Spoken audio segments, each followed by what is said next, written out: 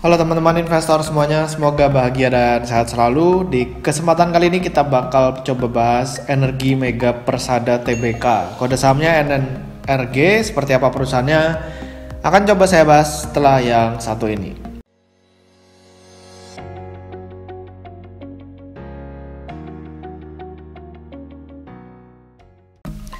Oke, ini saya ambil dari materi public expose-nya ya. Public expose tanggal 22 Desember tahun 2020.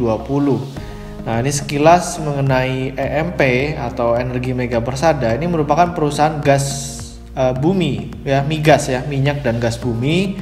Ini didirikan pada tahun 2001 dan EMP ini tercatat di Bursa Efek di tahun 2004. Nah, sampai saat ini EMP ini mengoperasikan 8 wilayah kerja migas dan gas metana batu bara di wilayah yang tersebar ya. Jadi ada Sumatera, Jawa, Kalimantan dan juga di Afrika. Jadi ini udah sampai ke luar negeri juga ya kalau kita perhatikan. Nah, ini jajaran komisaris dan juga direksinya yang di bawah ya. Jadi direktur utama dijabat oleh Pak Syailendra S. Bakri, lalu direkturnya Pak Eduardus A. Windu. Nah, lalu kalau misalnya kita lihat sekilas tentang aset-asetnya si EMP, ini memang masih kebanyakan di Indonesia ya, lalu ada di Afrika juga di sebelah sini. Oke, lalu kita coba lihat kira-kira apa yang menjadi concern sampai energi ini perlu diambil atau enggak ya kan. Nah, jadi perseroan ini pada waktu public expose ini ditanya ini kapan right issue akan dilaksanakan dan berapa harga pelaksanaannya ya kan.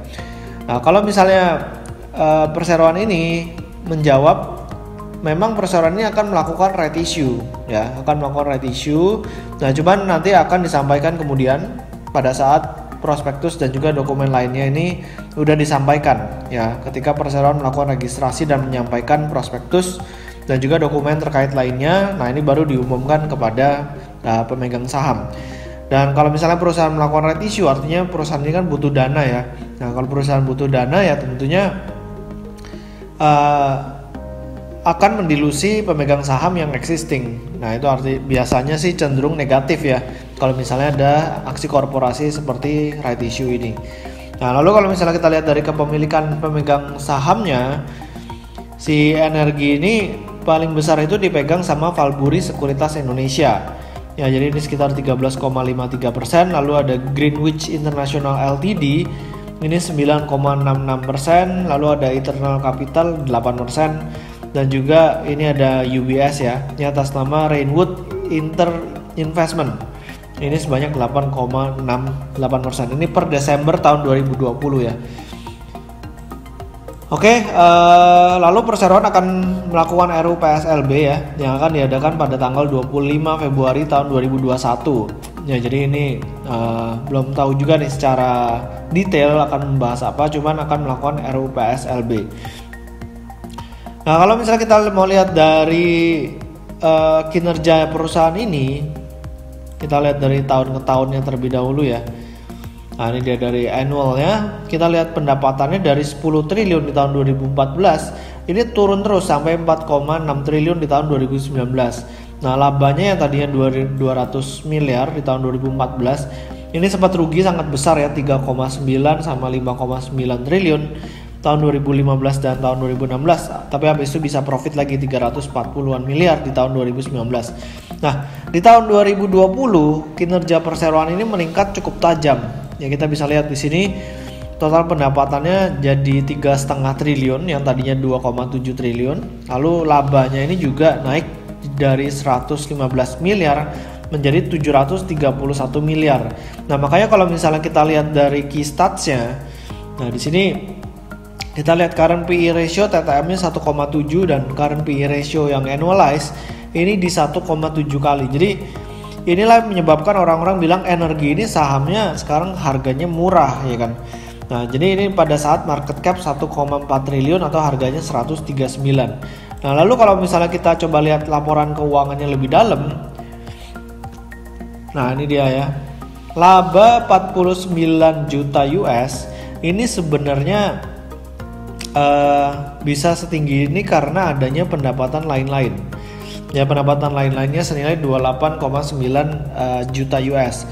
Nah, kalau misalnya kita hilangin angka ini, ya labanya itu bukan 49 juta US lagi, tapi cuman 20 juta US. Dan kalau misalnya kita kalikan rupiahnya 14.000, itu artinya labanya si energi ini 280 miliar. Nah, kalau misalnya kita buletin lah, kita setahun kan jadi 350 miliar ya. 350 miliar artinya harga saham si energi tadi bukan PE ratio 1,7 kali, tapi cuman 1,4 triliun. 1,4 triliun dibagi 350 atau PE ratio-nya di kisaran 4,1 kali.